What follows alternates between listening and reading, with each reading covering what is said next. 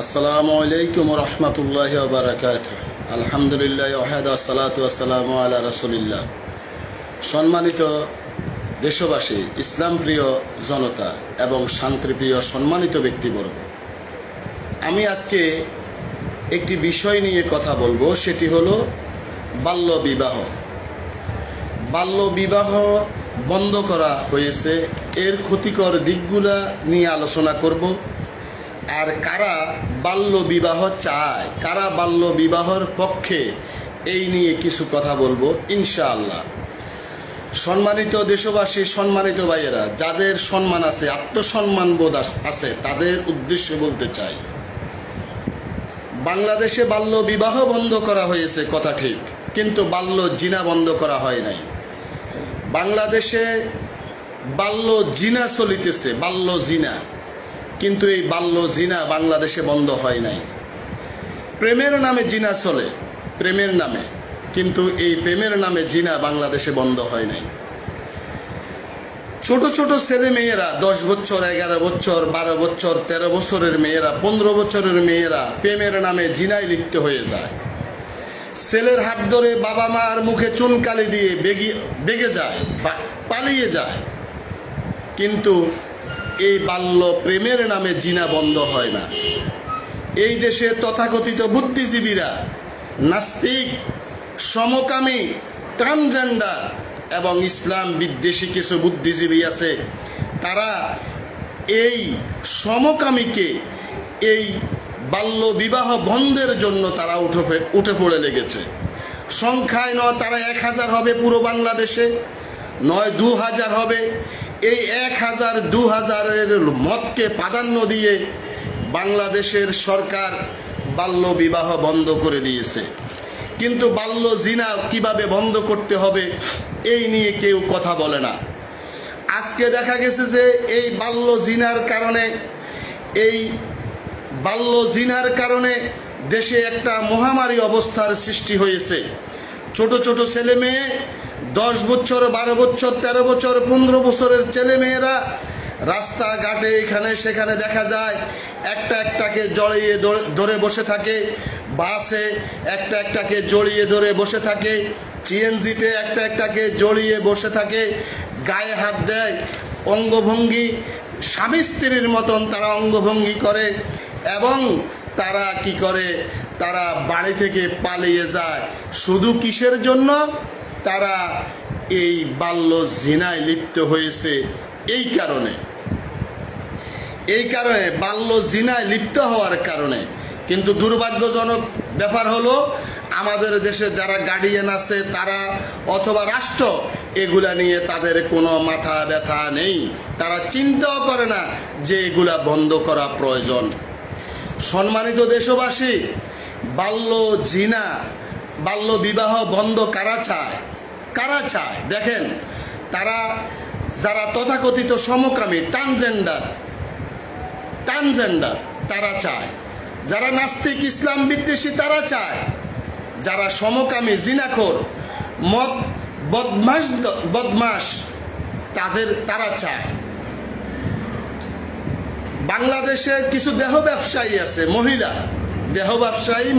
নাস্তিক, এই দেহ ব্যবসায়ী নাস্তিক মহিলারা বাল্য বিবাহ বন্ধ হোক এটা চায়। তারা চায় যে বাল্য বিবাহ বন্ধ হোক।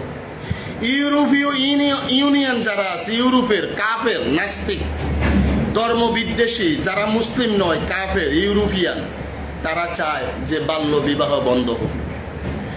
বাল্য বিবাহের পক্ষে কথা বলে সবগুলো খারাপ প্রকৃতির মানুষ, এরা ভালো মানুষ নয়, এরা একেবারে সমাজের নিকৃষ্ট লোকগুলা চায় যে বাল্য বিবাহ বন্ধ হোক।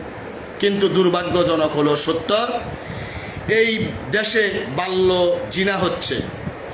এই দেশে আপনার ছেলে মেয়ে একসাথে লেখাপড়া করে, এই দেশে ছেলে মেয়েরা একসাথে লেখাপড়া করে, মাদ্রাসা বলেন, ইউনিভার্সিটি, স্কুল, কলেজে, সব জায়গায় সহ অবস্থানের শিক্ষা প্রতিষ্ঠান, যা স্পষ্ট হারাম।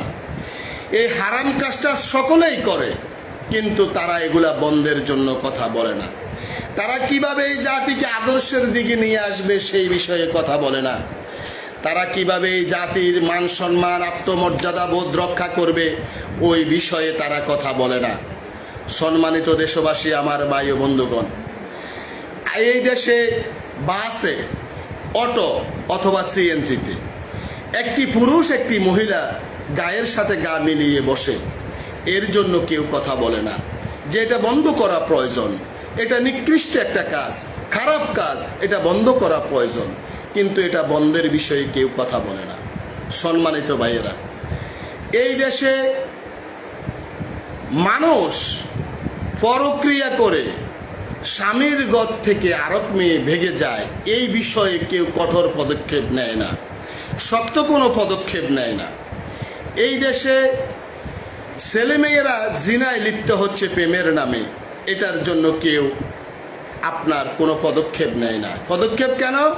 পদক্ষেপ শুধু হলো বাল্য বিবাহ বন্ধ করতে হবে।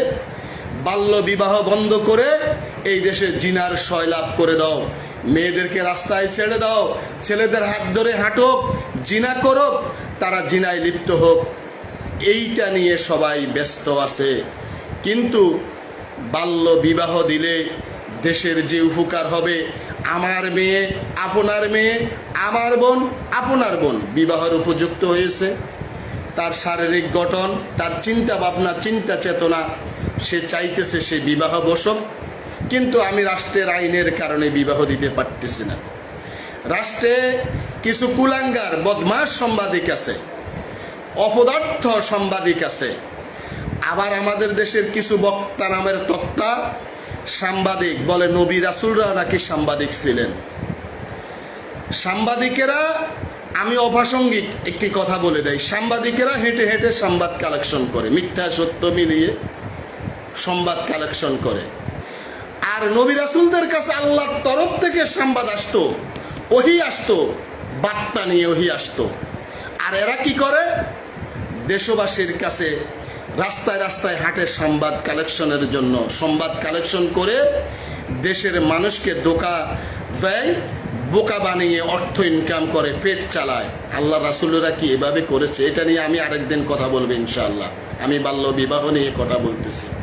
সম্মানিত দেশবাসী, আমাদের দেশের অপদার্থ সাংবাদিকের এসে বলে আপনার মেয়ের বয়স কত, কেন বিয়ে দিচ্ছেন, এই মেয়ের বিয়ে দেওয়া যাবে না, এর 15 বছর হয়েছে, 16 বছর হয়েছে, এ ছোট, এ লেখাপড়া করবে। আরে সে লেখাপড়া করবে নাকি বিয়ে দেব সেটা আমার চিন্তা, সেটা তোমাকে কে বলছে চিন্তা করার জন্য?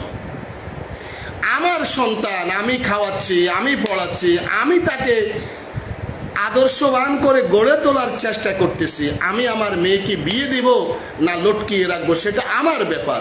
তুমি কে হে ভাই? তুমি কে এসে বাধা দেওয়ার? রাষ্ট্রকে? রাষ্ট্র আমাকে বাধা দিবে আমার সন্তানকে বিয়ে দিব নাকি দিব না? সম্মানিত দেশবাসী, আজকে দেখা গেছে যে এই বাল্য বিবাহ বন্ধ, বাল্য নামে বালক একটি নাম দিয়ে বিবাহ বন্ধ করে দেওয়ার কারণে, যে 18 বছরের আগে বিয়ে দেওয়া যাবে না, এই বিয়ে বন্ধ করে দেওয়ার কারণে আজকে দেশে জিনার সয়লাভ হচ্ছে।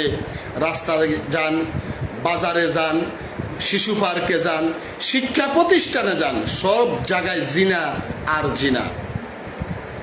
এরা এত অপদার্থ, এরা এত অপদার্থ, এরা এত খারাপ প্রকৃতির মানুষ, তারা মেয়েদেরকে রাস্তায় ছেড়ে দেয় জিনা করার জন্য, কিন্তু তাদেরকে আদর্শবান, আদর্শ মা হবে, আদর্শ মেয়ে হবে, আদর্শ স্ত্রী হবে, এই শিক্ষা তারা দেয় না।